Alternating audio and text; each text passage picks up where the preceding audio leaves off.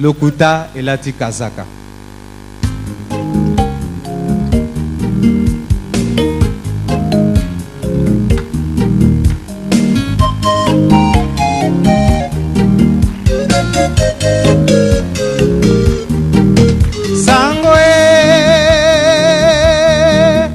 Sangwe uti na Afrika ekomi na Europa o. Sangwe uti na Europa ezongi na Afrika o. Balobi lokuta elati kazaka o. Ekoti na ndako na Nzambe ba Kristo babeti maboko. Lokuta elati kazaka. Lokuta ebebisi lingomba ya Masia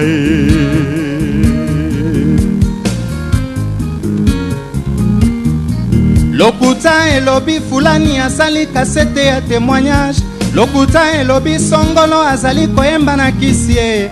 Lokuta elobi pakala silande kokufa bakristo ya minyato balangwisi bango na lokuta.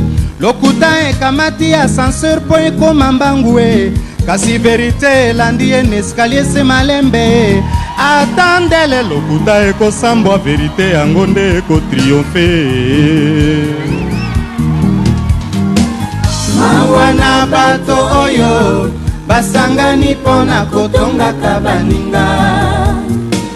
Mawana bato oyo lokuta ekoma verite na monoko. Bazali kobosana verite ekotriomphe ndele bakofuka.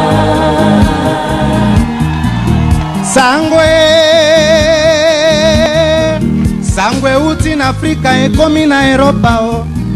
Sangwe uti na Europa ezongi na Afrika o. Lokuta ebandaka na jardin ya Edene. Adam na Eve baliaka mbuma sepo na lokuta. Lokuta ekoti na ndako ya Abrahama o. Apresente mwasi na ye lokola sœur na ye. Lokuta ekoteli mokonzi ya loma o.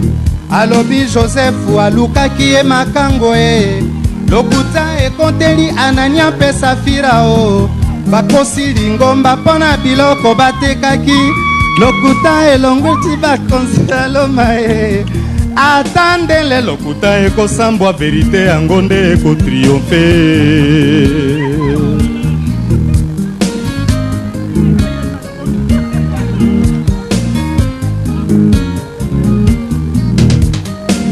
Mawana bato oyo basangani pona kotonga kabaninga.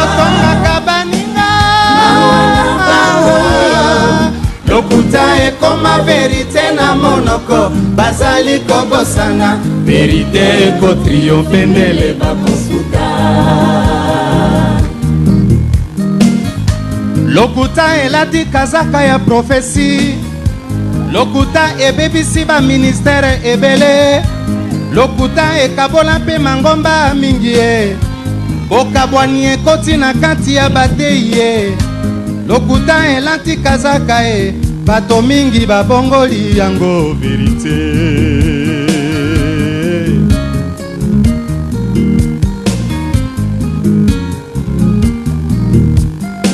Mokristo ya solo azali moto ya verite. Monoko na ye ekolobaka bobele se verite. Matoi na ye ekoyokaka bobele se verite. Koko ya lokuta kombo na ye satana Bato ya lokuta bayebi bakokende na moto Kasi oya yebi verite lobiko na ezali assuré. Mawana bato oyo basangani pona kotonga kabaninga.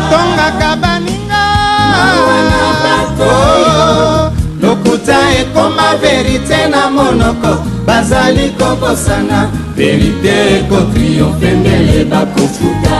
Bino kuna na ngambo eboyoka Mawana bato oyo basangani pona kotonga kabaninga. Kotonga kaba pasteur situna matanga lokuta ekoma verite na monoko.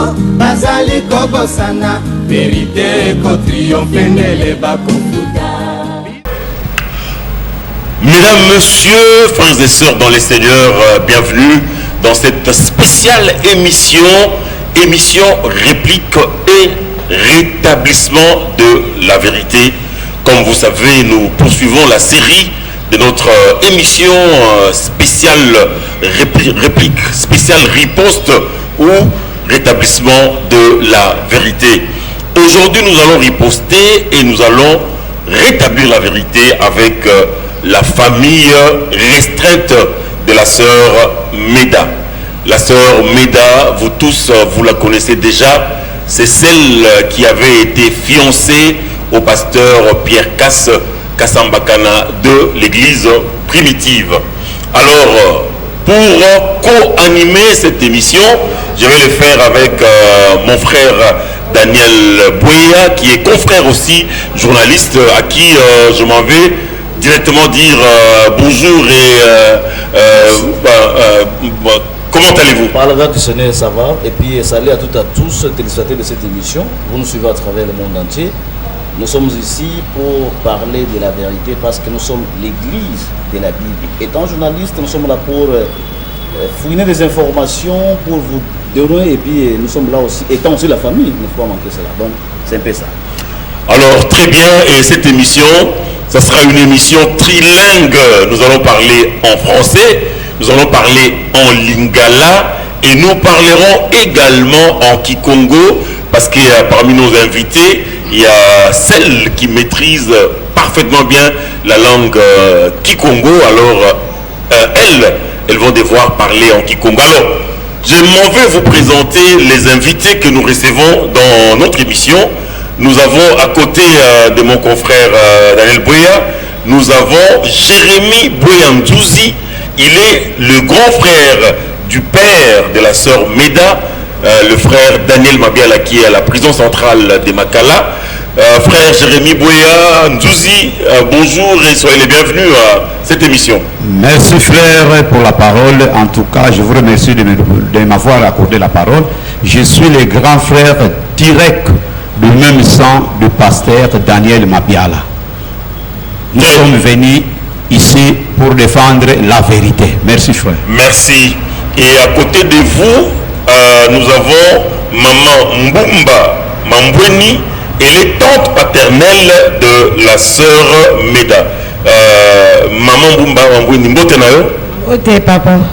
Sangoboni? Sangomalam.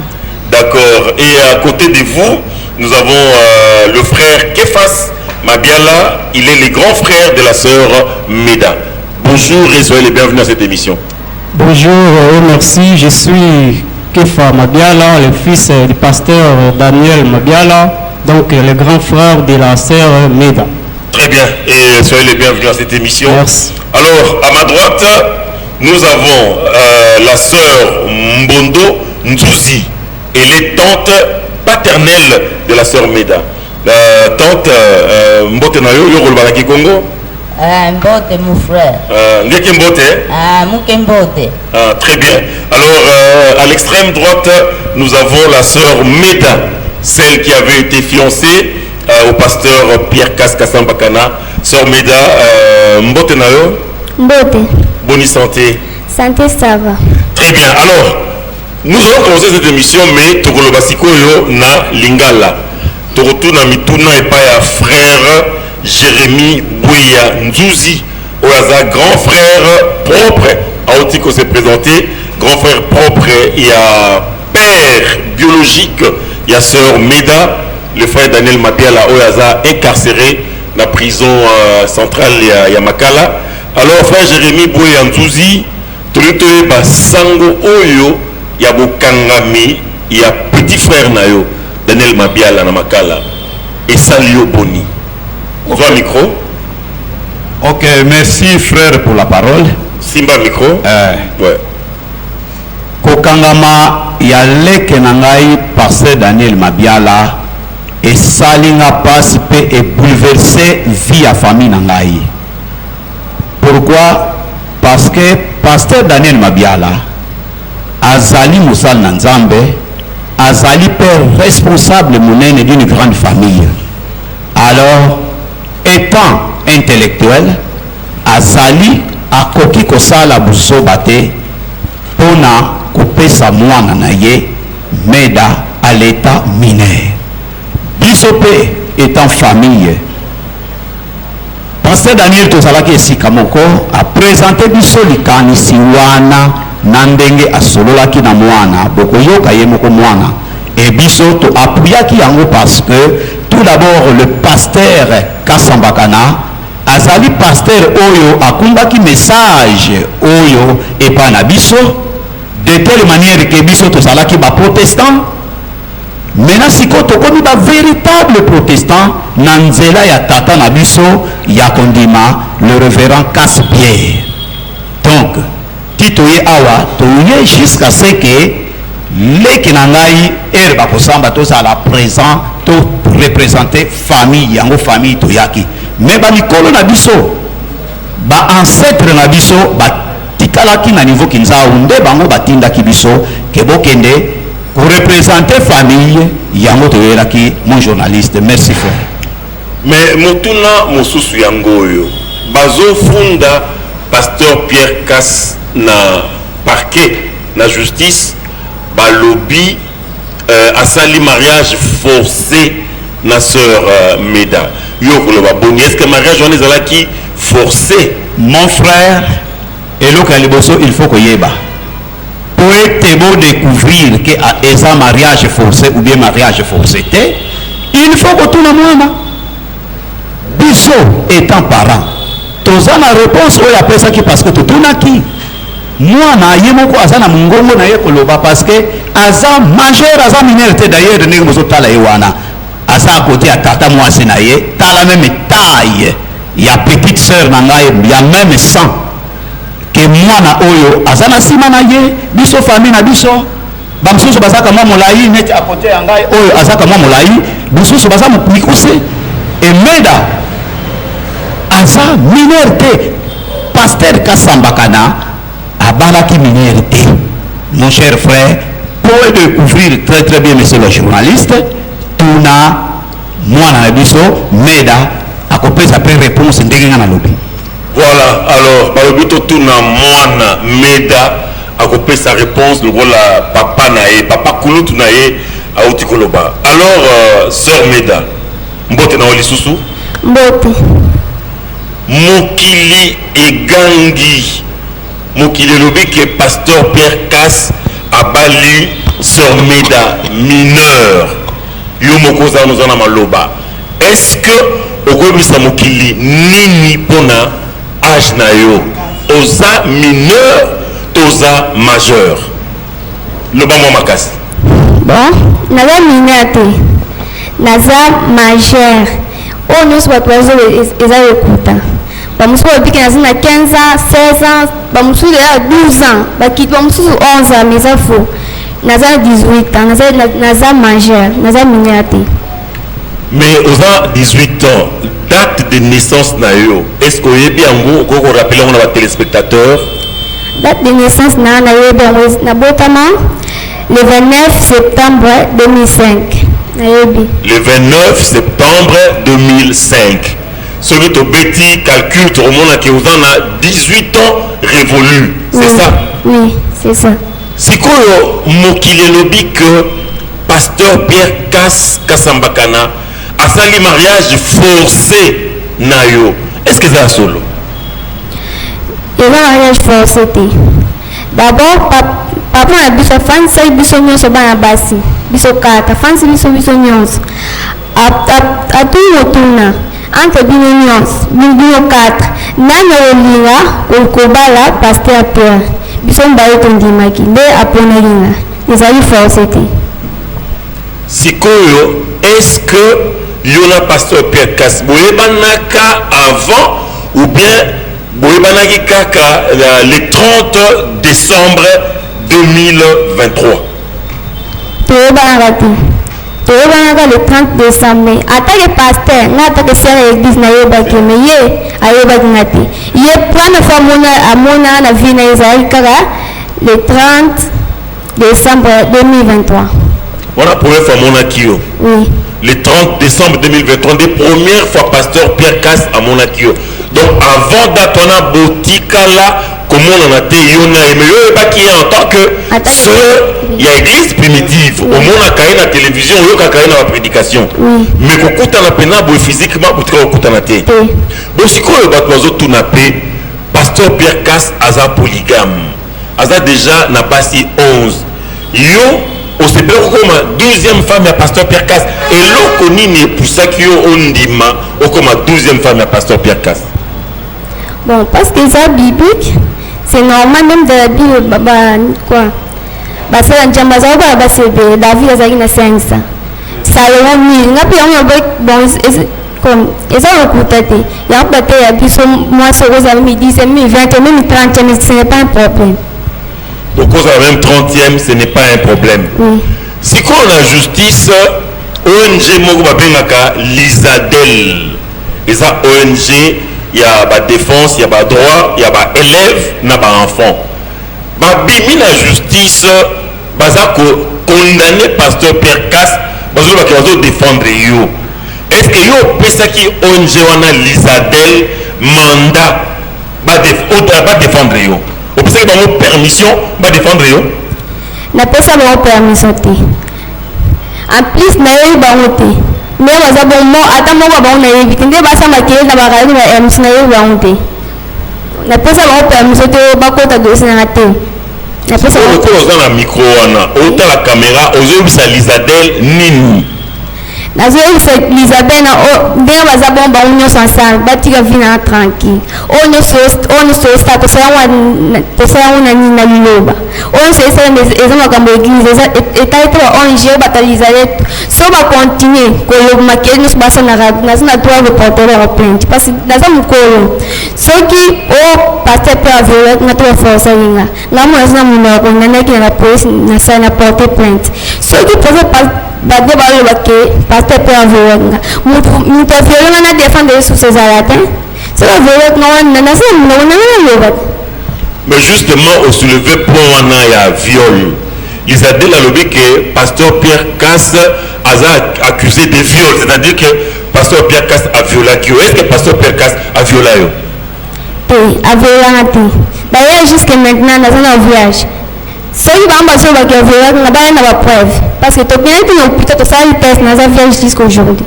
on ne va pas de preuve ils ont confirmé devant le monde entier la caméra que ils ont un mobimba oui ils ont un ngondo oui voilà c'est que l'Isadel Boyoki Ndenge sœur Meda azo se défendre à l'objet que yé atinda binoté beaucoup de dossiers naé parce que aza minorité sœur Meda à l'objet moké aza na monoko aza majeur mais naé pendant sa précision est-ce que on peut porter plainte contre l'Isadel? Oui, on a porté plainte. On a porté plainte contre l'Isadel pour la nini? Parce que nous sommes en ça passe. Basam si on va voir sur une maison, il y a des fois dans le Malibanda, qui sont à deux badnes sur Batala. Ou qui passe nous soyons peut-être quand on a fait un pion dans les réseaux sociaux. Donc ça on passe, ça on passe. Nous avons pas porté plainte, pour nous porter plainte. Tout ce que aux appels qu'on sait la justice a libéré pasteur Pierre Casse, a libéré papa Nayo, pasteur Daniel Mabiala, ou dans la prison centrale Yamakala, parce que pas si côté na libota na bino, le banano, pas si côté na libota na bino, banaba kama papa Nayo. Oui, pas si côté na libota. Pas si côté ndenge nini, ni les autres na libota na bino siko.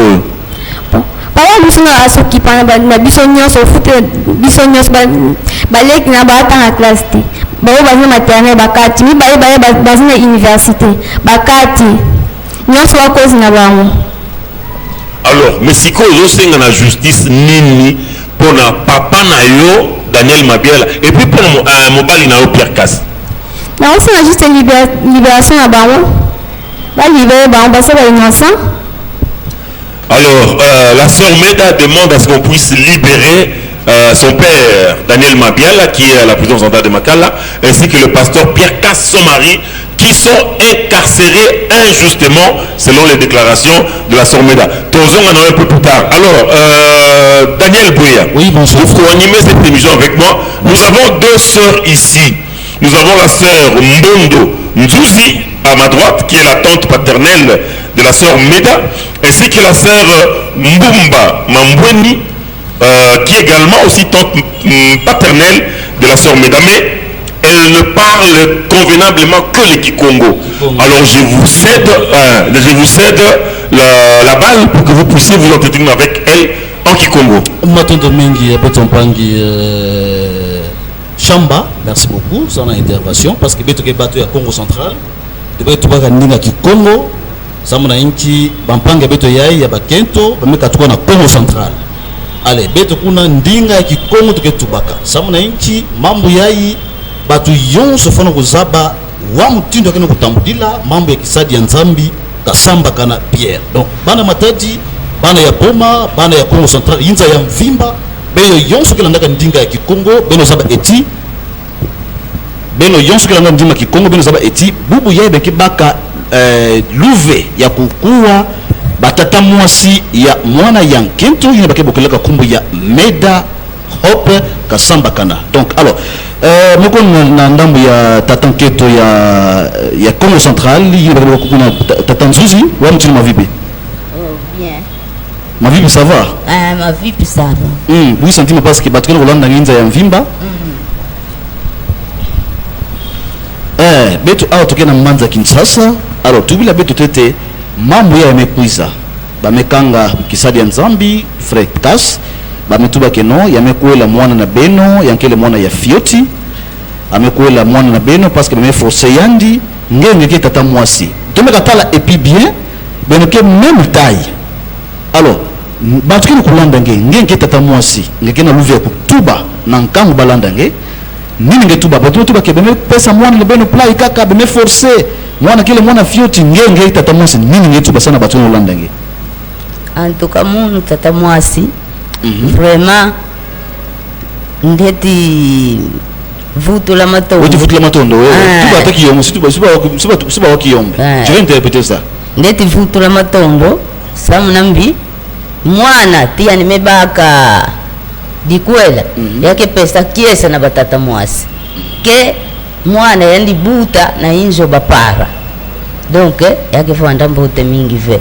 Mwa ite fanda contre na Sœur Meda ikeleve deja yani meyunduka yani mezaba nyonso yina yani futi sana matondo mingi ayangalo bana lingala na interpréter alobi ke esala ke sengo mingi pour bande bazola ndabiso à travers le monde entier boyeba eti eza émission ya vérité boyeba comprendre nous célébrons dans les réseaux sociaux dans la télévision aucune gauche droite vraie version les camonde ya ngoyo pour comprendre que famille ya Sœur Meda bangoye basa awa représenter botika koloba n'importe quoi o ba violer o ba kange o ba sali mariage forcé siko famille bangoye siko Lizadel Sœur Meda lobi wana nana tindi bino Lizadel bokene ko défendre ya za wana bosoli na yite ni ata o Sœur Meda yakabo to sola rien du tout.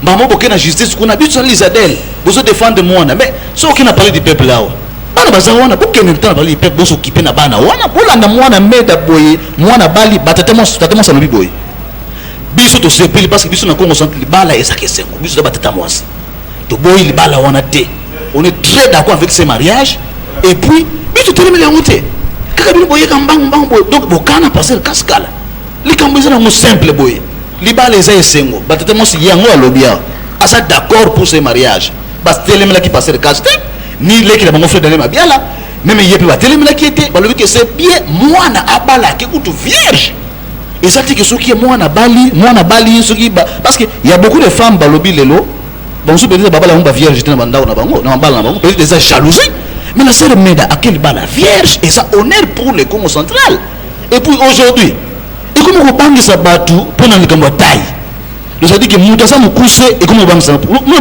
bala frère Israël de mutasa mukuse moi ça mukuse ko kuta na ye pardon parce que bali moi ça mukuse balo bakaza mineur non tout le monde est mort mpembawa muta mukuse mais c'est danger alors yango matata moi ça lobi que bango basepelaki pour na libala oyo bakamwene et comme na niveau de justice parce que Sœur Meda zawana yemo ko ça d'accord ba forcer qui était papa fan ça qui bango to lo bawana Basser bazao, batatamos bazao, papa pe grand frère fait Daniel Mabiala yeye propre, bazao même sans ni bazabo. Basa na problème te. Allez, bino Lisadel boye ko sala nini. Bozo saka soni mboka na biso RDC. Le président dit ceci, c'est l'état de droit. Et puis justice na biso ezo boate. Alors, bon, vous devez honorer ce que le président avait dit. Justice et zone la musala nango pour la passer de quand ça la libérer, ça fait la honte quelque part du pays. Donc, il y a la sœur Tatamos Atolo Baona. Merci beaucoup. Alors, n'a pas Tatamos Moussou micro. Tatamos Lydie. Oui. Shalom. Shalom. Ça va? Ça va bien. Namouni sourire. Vous avez kubanga te qui mezali? Qui mezali? Mutu na Kikongo to na Lingala to na Ataki Kongo ata Lingala. Ah, Lingala c'est mais pona ata mke. Alors, Tatamos Lydie. Oui. Bino bosa Tatamos. Bato balobi na ba internet. Les bala wana to ba force qui famille boyna boye. Mais tout le monde en justice qu'on a aucun membre de la famille à se présenter qu'on a. Bino ce que vous membre de la famille boye a pour défendre pasteur Cass n'a fait Daniel Mabiala. Nous web ça pour na ba to ba lobi ba spéculer ba information ya lukuta na internet, na réseaux sociaux, na ba télévision, ba lobi que non moi bino nde bo ba mariage forcé pour na sœur Meda. Bon, merci pour la parole. Nyo swana bazoloba. Eza lukuta, eza bongote. Eza mariage forcé te. Parce que yé moko mwana zaki d'accord na libala wana. Et puis papa apesaki mwana ne na pasteur na ye en tant qu'aza évêque na biso selon les écritures. C'est ça. Appliquer ba écriture. Biso tolingaka te mwana abotela biso na kati ya ndako. Tolingaka te mwana azala diverger na kati ya ndako. Yango nde to aplikaka écriture soki mwana komi na temps ya kobala mwana bala parce que ndenge aza wana aza mineur te akokisi déjà 18 ans mwa azala mineur eza te yango toloba na bango nyonso wana baoloba eza lukuta biso yango toyeli awa mpona ke pasteur Cass na pasteur Daniel bazala libéré parce que pasteur Daniel bamona te ke aza irresponsable pour azwa mwana ne aya kopesa na pasteur Cass parce que preuve que aza déjà na bana o atangisi na université basilisi licence o mususu yelo nazala ye pembeni mususu pe bazo continuer kotala na université bakati par rapport bakangi papa na bango donc aza irresponsable te ndenge bato balobaki aza irresponsable ndenge napesi mwana age wana aza mineur te. D'accord, matondo bingi tatamosi asiko mutuna mibale tomoni onjo abengaka Lisadel bango ba se présenter na justice kuna balobi ke bazo défendre la sœur Meda. Est-ce que cela qui na Lisadel wana boyeba na bango bu contacter bango ba contacter bino to ndenge nini? Jamais ba contacter biso te na ye bango pété. Nini webisa bango pona Lisadel on bazo poursuivre frère Pierre Cass étant donné que bino famille kutu bo sepeli na libala. Batika ba libérer frère Cass père na pasteur Daniel Mabiala. Ba libérer bango baza basali na njambe ba continuer ko sala mosala na bango. Mwana na biso jamais ba kotia kozwa mwana na biso ba pesa yero na ONG ndé tozoyo kango na ba radio et ko simba te parce que tozaka ba irresponsable te. Toza ba responsable. Jamais totia ko ndima o mwana oya biso akela ba ONG ko simba te. D'accord, merci beaucoup. Frère, vous avez la parole. Merci beaucoup. Oui, mais merci beaucoup à chers téléspectateurs.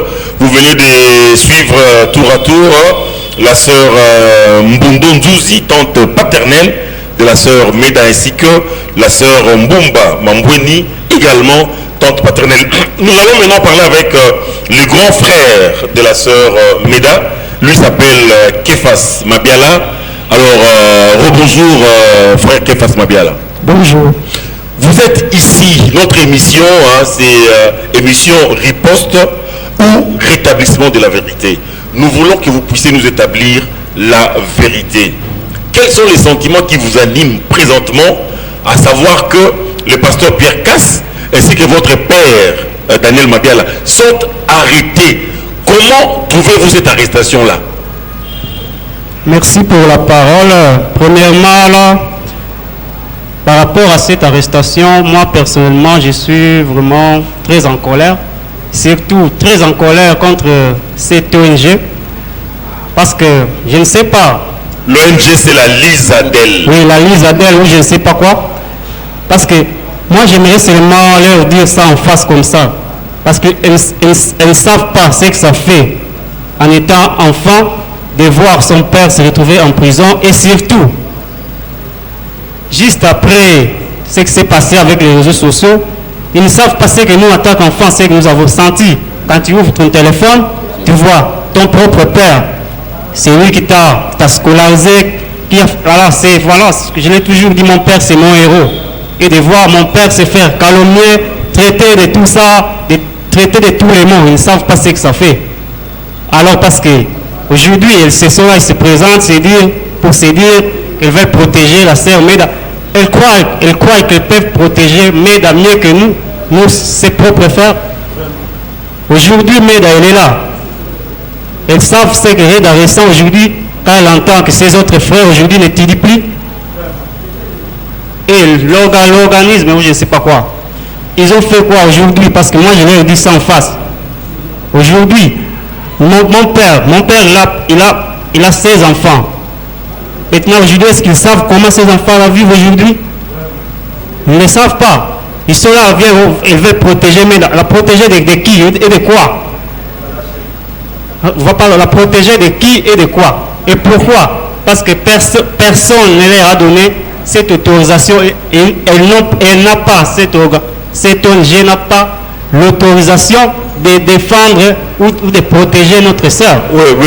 Votre sœur Meda se propose de porter plainte contre cette ONG, la Lisadel. Est-ce que vous soutenez la démarche de votre sœur? Bien sûr que oui, nous soutenons favorablement cette démarche parce que on est vraiment très en colère. Moi, personnellement, je suis vraiment très en colère parce que depuis le début de cette histoire, on ne s'est jamais dressé à la presse ou quoi que ce soit.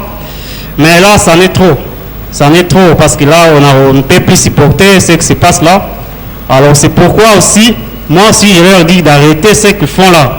Parce que nous ne les avons pas permis de faire ça. Ils n'ont aucune permission ou quoi que ce soit. Donc, elles doivent arrêter. Si elles continuent à faire ce qu'elles font, nous allons leur porter plainte. Tout simplement. Est-ce que l'arrestation de votre père, Daniel Mabiala, qui est aussi pasteur à l'église primitive, a créé un préjudice dans votre famille? Est-ce que son arrestation vous a plongé dans la souffrance, dans la misère? Oui. C'est vraiment aujourd'hui, nous vivons dans une situation très précaire parce que notre père a toujours été là pour nous et il fait tout pour ses enfants. Ses enfants vivent dans de bonnes conditions, ses enfants étudient, ils mangent, tout ça. Et aujourd'hui, c'est vraiment difficile parce que le papa, c'est un peu la tête, il n'est plus là. Je viens de le dire d'ailleurs, il y a mes deux autres frères qui étudiaient à l'université à l'IKV. Mais aujourd'hui, l'IKV, c'est quoi? IKV, l'Institut Kassavoubou à Boma. À Boma? Oui. Mais aujourd'hui, il n'étudie plus. Parce que le seul soutien, celui qui nous a toujours soutenus, il n'est plus là, il est en prison. Et c'est pourquoi j'avais fait une publication comme ça où j'ai posé la question à tous ces gens-là. Vous avez géré le pasteur Daniel, il est responsable de tout ça. Aujourd'hui, il est en prison. Ces enfants aujourd'hui qui n'étudient plus, qui ne peuvent plus même vivre normalement, vous avez fait quoi pour eux? Rien. Nous n'avons vu personne. Parce que vous l'avez traité, celui que vous avez traité d'irresponsable. Maintenant, il n'est plus là. Qu'avez-vous fait pour ces autres enfants? Aujourd'hui, vous défendez Meda, oui. Vous êtes maintenant les parents de Meda. Elle est là, Meda. Qu'avez-vous fait pour elle? Rien du tout. Alors moi, personnellement, je suis vraiment très en colère parce que cette situation nous a mis dans une précarité criante et ça énerve. Alors, personnellement, vous savez que le pasteur Pierre Casse ainsi que votre père, le pasteur Daniel Mabiala, sont innocents parce que la sœur Meda vient de dire ici qu'elle n'est pas une mineure, elle est une majeure. C'est-à-dire que le pasteur Pierre Casse et le pasteur Daniel Mabiala sont innocents. Alors, à l'endroit de la justice, vous demandez quoi? À la justice, je demanderai, voilà, comme l'a souligné le frère Daniel Boya, de la part de la justice aussi, parce qu'aujourd'hui j'ai remarqué dans notre pays, la justice parfois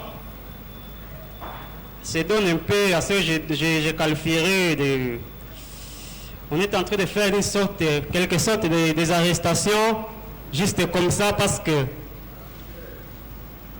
il y a des arrestations juste comme ça, parce qu'on s'appuie sur des suspicions ou des histoires sur les bases, surtout avec les réseaux sociaux, c'est ça. Donc, il faut vraiment, en tant que justice, de faire le travail convenablement. Vous ne pouvez pas condamner quelqu'un sur des présomptions, non. Il y a ce qu'on appelle la présomption d'innocence. Pour condamner quelqu'un, il faut prouver. Il faut que sa culpabilité soit prouvée avec des preuves irréfutables. Pas sur des suspicions, sur ce que c'est dit sur les réseaux sociaux, je ne sais pas quoi, non. C'est un peu, je dirais, c'est pitoyable pour notre pays, malheureusement. Alors, justement, parlant des rumeurs, parlant de la clameur publique, nous allons ici vous présenter un fait probant, un fait palpable, un fait immuable qui va vous prouver qu'il ne faut jamais, alors jamais juger selon les apparences, mais il faut juger selon la vérité. Il faut juger selon les faits. Nous allons demander à la sœur Meda ainsi qu'à sa tante Mbondo Nzouzi de se mettre debout. Mettez-vous debout s'il vous plaît, vous deux. Si la caméra peut prendre les deux sœurs, vous allez voir qu'il y a une telle ressemblance entre ces deux sœurs. Alors les gens se sont fiés à la taille, à l'apparence de la sœur Meda, pour dire que la sœur Meda est une mineure. Mais alors, si je vous pose la question de savoir, quand la sœur Nzouzi Mbondo, quand elle avait 18 ans, quand elle avait 19 ans, quand elle avait 20 ans, elle avait quelle taille? Est-ce que le monde, vous pouvez répondre en regardant ces deux sœurs?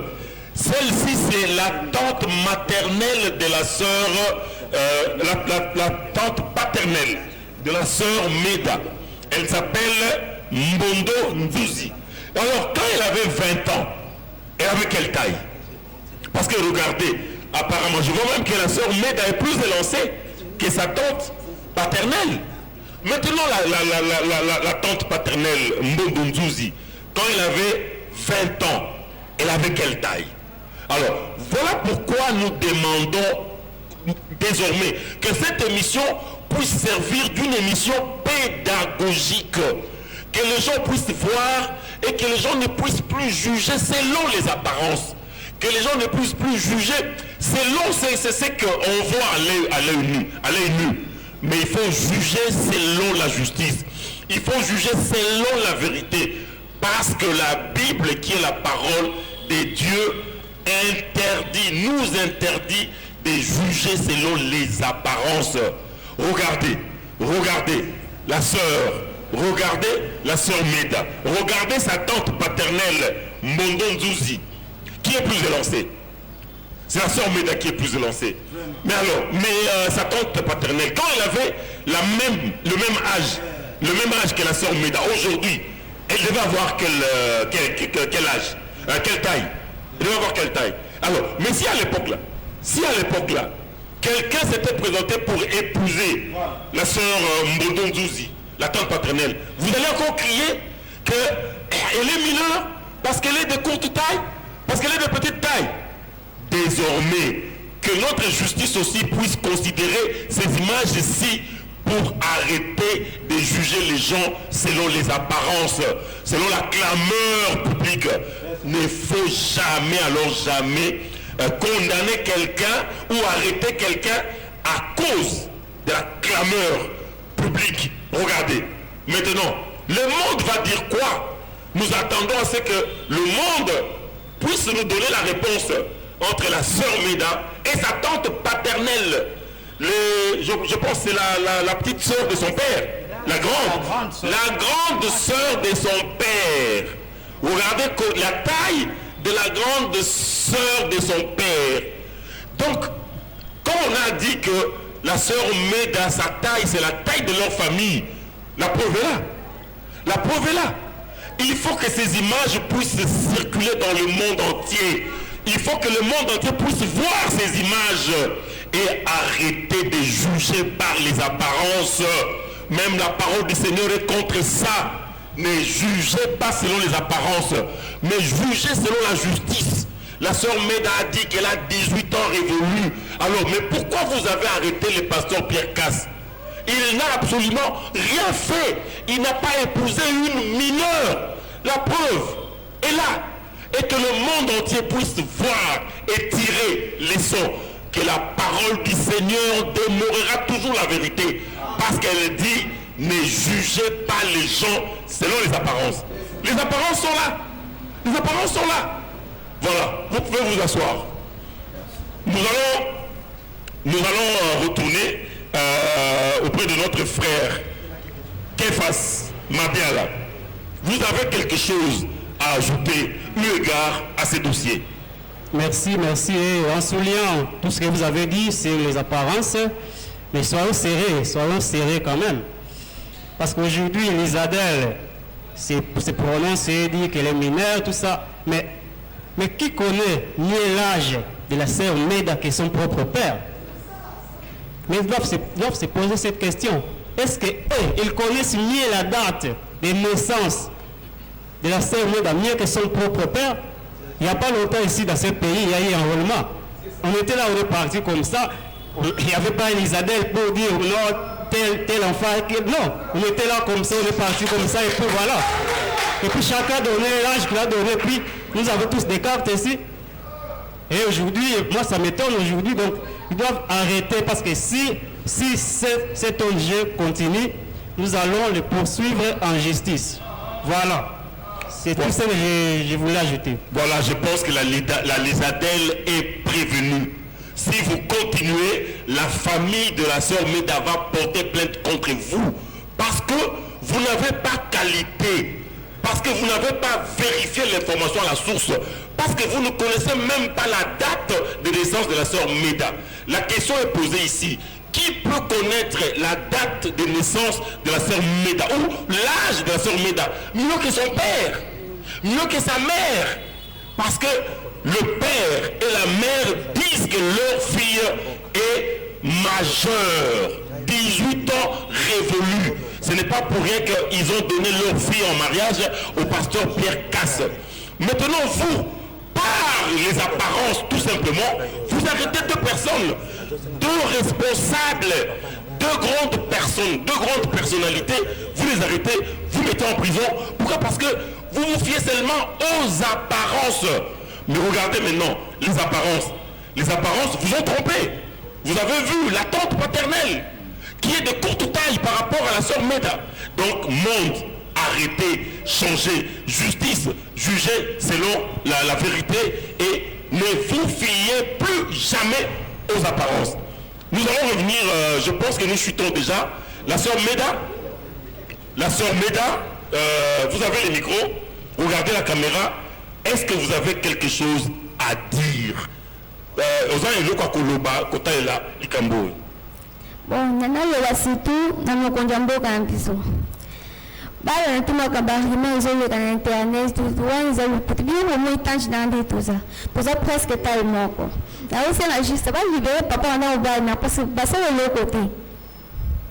C'est ça, c'est yanka na loba balibere papa na yo na mobali na yo parce que basali eloko moko te.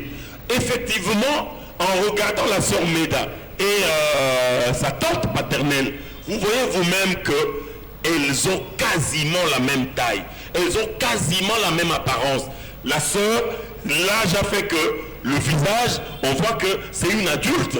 Mais concernant la taille, parce que le pasteur Pierre Casse est arrêté, jugé, soi-disant pour avoir épousé une mineure rien que par la taille. Mais regardez maintenant. Donc, cette émission, comme je l'ai dit, je pense qu'elle va servir de preuve, même dans l'avenir, que les gens ne puissent plus juger selon les apparences. Il faut juger selon la justice. Même avant d'arrêter le pasteur Pierre Casse, il fallait mener toutes ces démarches-là. Il fallait déjà savoir si la sœur Meda est mineure ou si elle est majeure. Aujourd'hui, elle dit qu'elle est majeure. 18 ans révolus. Alors vous allez dédommager le pasteur Pierre Casse. Tous les temps là qu'il a passé en prison, tous les préjudices causés, vous allez les dédommager. Parce qu'aujourd'hui, la vérité éclate aux yeux que la sœur Meda n'est pas une mineure. Alors, le frère Jérémy Bouyantouzi, grand frère, il y a pasteur Daniel Mabiala, dans la prison centrale à Makala. Oui, certainement que aux ans les Kambakoloba, na Makambo, il y a pasteur Pierre Casse, na frère Daniel Mabiala. Exactement, nako zanga koloba likambo te. Ezo pesa ngai kanda makasi parce que pasteur Daniel Mabiala asa responsable munene. Yepe asungaka tata na biso oyo bazoni okola na enseignement azotangisa kati lelo 86 ans maître mangie mfoso oke na famille na ye na Singatamba.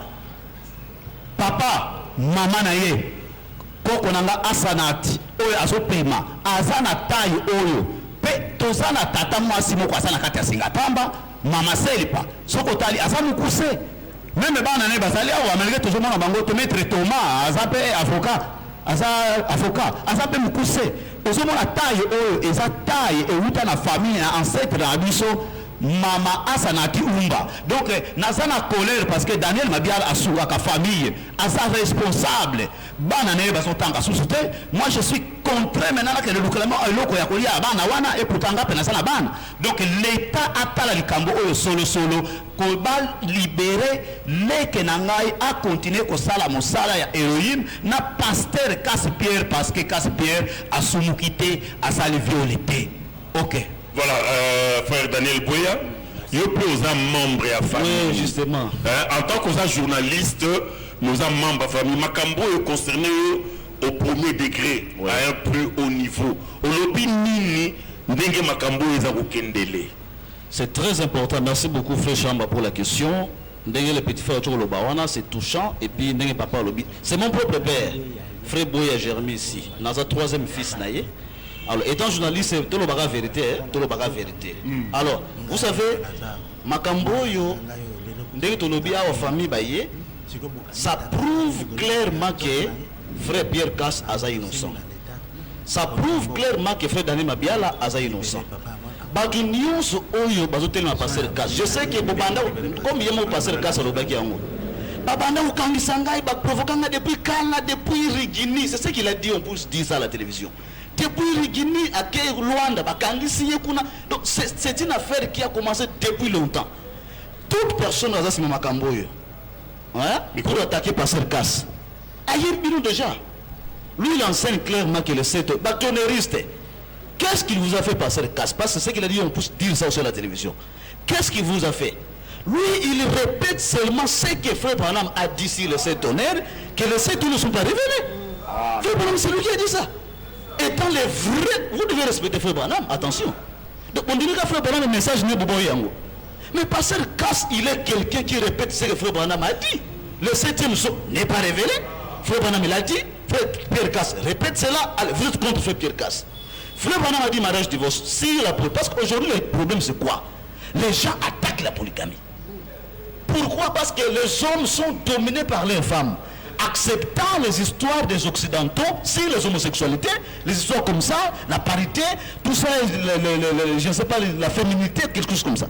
Alors, Pasteur Casse, il enseigne clairement que Mobali Azali chef, d'après la Bible. Il y a Mobali, depuis le jardin d'Éden, le Seigneur t'a donné l'autorisation, l'autorité sur la femme. Mais aujourd'hui, les femmes se sont levées aujourd'hui pour dire que tout ça, alors c'est ça le combat de l'Église. Comme Israël est en guerre physique avec les Hamas, c'est de la même manière aussi que Israël spirituel que nous sommes en guerre avec toutes les fausses doctrines. Donc, et depuis le jardin d'Éden, Caïn, Abel, qu'est-ce qu'il a fait? À cause de la vérité. Pasteur Kassamba Kanapierre, qu'est-ce qu'il a fait de mal? Parce qu'il enseigne seulement clairement que L'homme peut avoir plusieurs femmes, c'est l'incite le Seigneur, ce n'est pas un péché, parce que depuis le jardin d'Éden, moi si Bapetene Kitaki, Mobali Batombolié, l'homme est le chef. Et comme c'est mon problème, vous acceptez les homosexuels. Le pape a parlé ici les homosexualités. Qui a marché? Mais le pape, son message à lui, il voulait dire simplement quoi? C'est-à-dire que Binowana Bassi, quand il dit c'est l'homosexualité, c'est-à-dire que Bassi Bobo t'a sous-souté. Parce qu'il va vous faites bien sur la terre. Mais ce que le Seigneur aujourd'hui confine à travers sa parole, il ne fait qu'envoyer des femmes sur la terre, moins de hommes. Mais la Bible dit quoi? Comme Frère Pierre l'a dit, la nature elle-même ne vous enseigne-t-elle pas? Bassi n'a pas d'école. Bassi est belle, ma jeune fille est belle, mais le Seigneur nous enseigne quoi là-dessus? Parce que c'est lui le créateur. Donc vous ne pouvez pas combattre le Burkina université pour combattre le Seigneur. Ça fait la honte du pays. Donc repentez-vous et que vous soyez pardonné au nom du Seigneur. Ça fait la honte du pays. Alors, dernier mot Tata Mwasi, la tante paternelle de la sœur Meda. Ngeke tuba nini na ba mambu ina nyonso. Ngeke tuba nini. En tout cas, micro, en tout cas na ba mambu yai muna ndinga moya chuka ya mkena tuba. Babimisa Pasteur Kasi na Frère Daniel Mabiala munu grande sœur melomba yao babimisa basala disumu ve parce que mukena mwana yana pembeni sœur Meda déjà ngeme katala vraiment âge bika kujije na nganda to vraiment to ko kani ba âge babimisa bataille vraiment babimisi na Mungu ba pasteur bakena kisalo nene ya kusala na injaya. Voilà, alobi na lingala pour interpréter, alobi que Asengi étant aussi la grande sœur ya fait Daniel Mabiala, bobimisa ba pasteur basali lisumuté, baza condamnable té et ça ngwa ka makambo kili ba fausses accusations. Donc bobimisa bango parce que alobi que soko zutai na ye na taille ya sœur Meda baza ndenge moko. Mais il y a Zali Tata Mwasi. La sœur Meda Zali Mouana. Donc ça dit que bon juger selon les apparences, juger selon la justice. Que le Yahweh El Shaddai vous bénisse. Très bien. Alors, Ndeko Jérémy Boya, tu commis dans Souka, Zoa micro. Oui, frère. Zoa micro, Yango. Tu commis dans Souka, Lilobanoa Souka Zanini pour Nato, tout sur cette mission. Ok, Lilobanoa Souka Yango yo, Ndenge Paul Alobina Galate 4, 29. De même qu'alors, celui qui était né selon la chair persécuté celui qui était né selon l'esprit, ainsi en est-il encore maintenant. Donc, lelo bozomona likambo oyo eza biblique. Ba faux pasteur sikoto bibisa bango to talisi bango na monde ke baza ba faux pasteur et que moko kaka azana parole sur la terre aujourd'hui azali identifié na Matthieu 24 et 45 nde komba ezaka kakuna un tel azolo baza Matthieu 24 et 45 ayokote ya batone oyo Bible na lobi que n'allez pas au-delà de ce qui est écrit, ça c'est ainsi dit le Seigneur, mais pasteur Casse-Pied Nana zoyebisa bino, je crois de tout mon cœur ministère na ye yako kabola kabilo kona bana nzambe na tango oyo basana nzala soki omoni mobali azobundisa polygamie azokufa nzala aza hypocrite. La Bible dit que ni les hypocrites n'hériteront le royaume.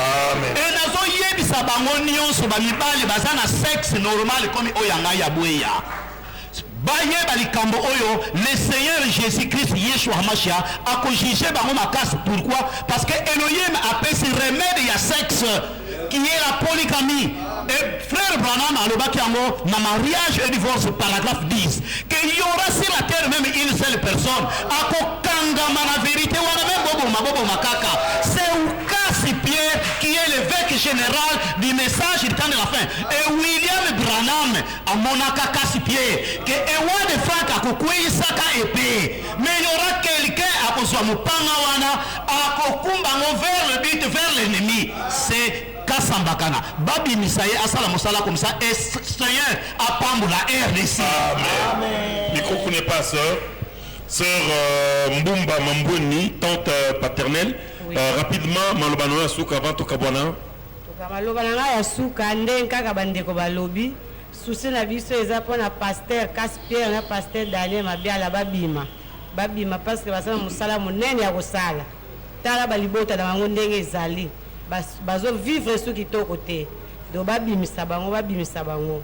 Alors frère Kefas Mabiala, grand frère de la sœur Meda, rapidement vos derniers mots, les mots de la fin. Bon, le dernier mot, je voudrais seulement rappeler aussi aux gens, ils doivent savoir que la sœur Meda, elle est croyante de l'église primitive. Et en étant croyante de l'église primitive, ce qu'elle a fait, c'est simplement pour honorer sa foi, ce qu'elle croit. Donc, les gens ne doivent pas être, je ne sais pas, peut-être qu'ils sont effrayés par les termes donnés parce que le papa dit qu'il a donné. Mais c'est le papa qui donne sa fille au mariage. C'est le papa qui a le droit de trouver même un homme pour sa fille. Pas seulement pour sa fille, même pour lui à son fils. Comme l'a fait Abraham pour Isaac. Donc, les gens doivent savoir que c'est ce que nous croyons. Donc, c'est ce qui nous est toujours prêché par notre évêque, le pasteur Caspierre. C'est pourquoi je demanderai simplement qu'ils soient libérés parce qu'ils n'ont rien fait. Alors, on va sur cette émission sur Meda. Au lobby nini pour notre Kabona, au tali, à téléspectateurs. Au lobby nini. Fan de Jolo, on a la liberté avant.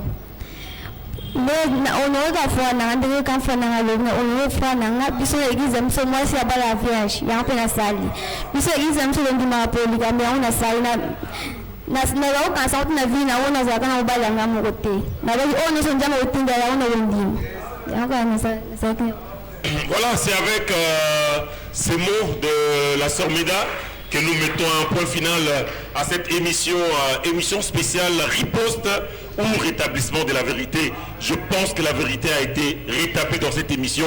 C'était une émission pédagogique. Vous avez vu tout ce qui a été développé, débattu au cours de cette émission. Nous avions reçu pour vous les frères Jérémy Boué-Yanzouzi, grand frère personnel du père de la sœur Meda qui est emprisonné, le frère Daniel Mabiala. Nous avons reçu également la tante paternelle de la sœur Meda, Mbondo Nzouzi, à ma droite. Nous avons également reçu la tante paternelle Mbumba Mambweni, à l'extrême, disons, la troisième personne à ma gauche. Et nous avons reçu le frère Kefas, à l'extrême gauche, Kefas Mabiala, grand frère de la sœur Meda. J'ai co-animé cette émission avec mon confrère et frère Daniel Boya. Portez-vous bien, derrière la caméra, à la technique, il y avait l'intraitable, l'inoxydable Israël Ngongo. Et moi, c'est le journaliste que vous connaissez, Anthony Chamba, qui vous est présenté cette émission. Portez-vous bien, si le Seigneur veut, nous allons encore revenir dans d'autres émissions pour plus de clarté, pour plus de vérité et pour plus de transparence. Paix et joie dans vos familles. Ciao, ciao, shalom, au revoir. Lokuta Elati Kazaka.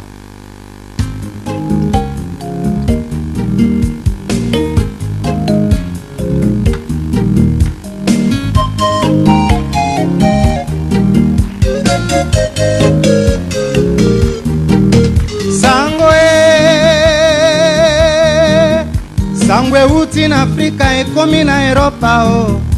Sangwe uti na Europa ezongi na Afrika o. Balobi lokuta elati kazaka o. Ekoti na ndako na Nzambe bakristo babeti maboko.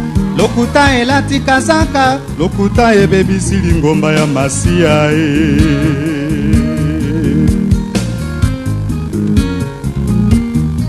Lokuta elobi fulani asali kasete ya témoignage.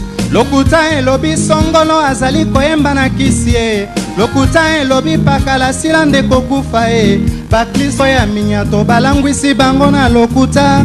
Lokuta ekamati ya censure po ekoma mbangu kasi verite elandi escalier se malembe.